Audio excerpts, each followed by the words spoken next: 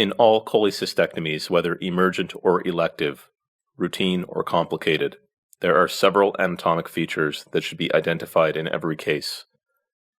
These structures are the following: the sulcus of Rouvière, which is also known as the fissure of Gans, the hilar plate, the cystic artery lymph node, the fundus of the gallbladder, which in some cases may be the only identifiable anatomic feature, the porta hepatis, and the duodenum.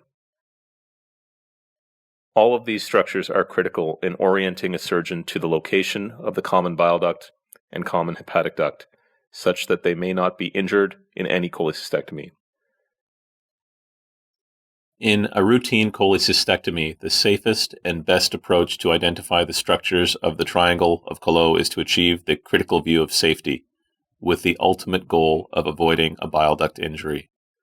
In any cholecystectomy, nothing should be clipped or divided until the critical view of safety is achieved.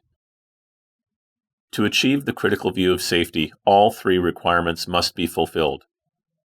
The triangle of Collot is cleared of fat and fibrous tissue. The lowest part of the gallbladder is separated from the cystic plate, and only two structures should be seen entering the gallbladder: the cystic artery and the cystic duct.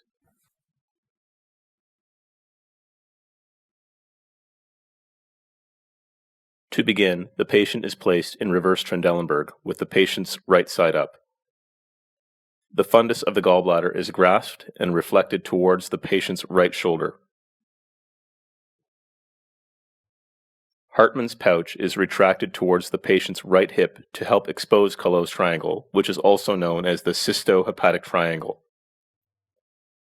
This triangle is bounded by the inferior surface of the liver, the cystic duct, and the common hepatic duct.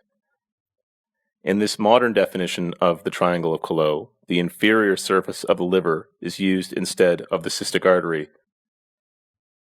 Rouvière's sulcus is also exposed.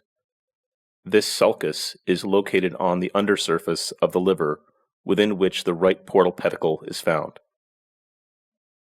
An imaginary line is drawn between Rouvière's sulcus and the hilar plate, establishing a border of safety for further dissection.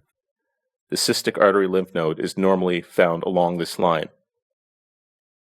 While the morphology of Rouvière's sulcus varies in patients, identification of this structure is important for successful laparoscopic cholecystectomy.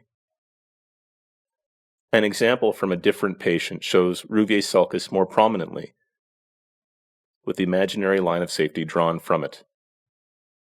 Dissection always starts above this line of safety in order to stay clear of the porta hepatis, common bile duct, common hepatic duct, and the right hepatic duct.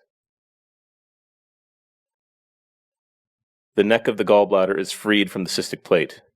With fat and fibrous tissue dissected away, the cystic artery is identified within the triangle of Collot. Once the cystic artery and cystic duct are visibly seen entering the gallbladder, the critical view of safety is achieved. The cystic artery is separated from the cystic duct by gently opening the graspers between the duct and artery. Two clips are placed proximally and one distally on the cystic artery. The cystic duct is clipped in a similar manner. The cystic artery is divided, followed by the cystic duct.